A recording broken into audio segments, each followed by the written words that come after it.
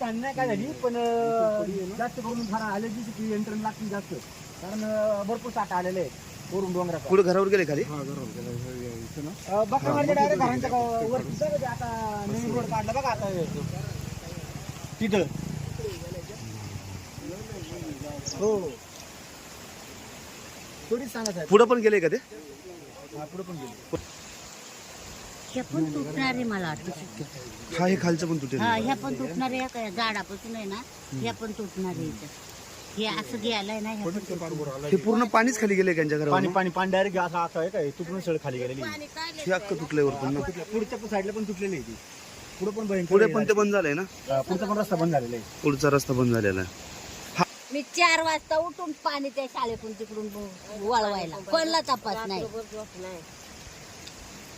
बाबा तुम्ही सकाळी बघितलं का रात्री कळलं तुम्हाला झालेलं? नाही सकाळीच पाहिलं.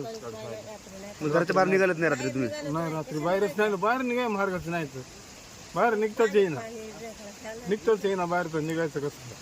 नाही पण ते नशीब ते एक साईडने झाले ना एक साईडला झालंय. हा एक साईड तरी ते पडे मोठी पार वर आली ढीग म्हणजे पडेच्या बाब ते पडली नाही पूर्ण गेले. हा पुढची पडायला पडले पार. बाबा बोला पुढे पुढे काय झालं? कुठे काय झालं? गुरांची पडाळ पेंड्या त्यान सगळा पडाळ फार आखी गेली खाली. पेंडाच्या गेला मग वर आहे ना. मग त्या वरून ती खराळा काय वाईट काय सगळी त्या जवळ्या येडबोच्या नाव सगळा नाश केला. तिकडे पाणी जर मोडीत वाटा ना ते पाणी वरचं